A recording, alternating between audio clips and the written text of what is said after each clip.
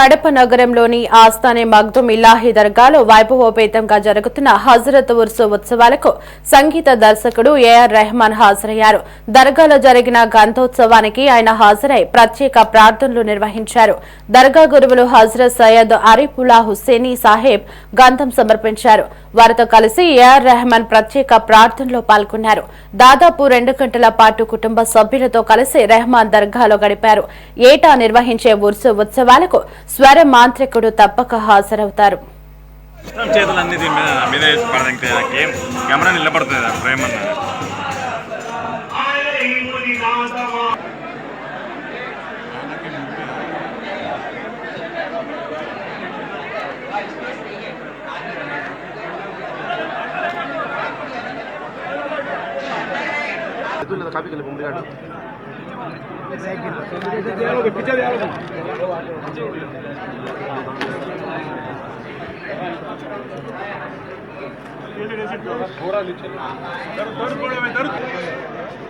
పెద్ద కొంచెం ఇట్టు సార్ అవునా అన్న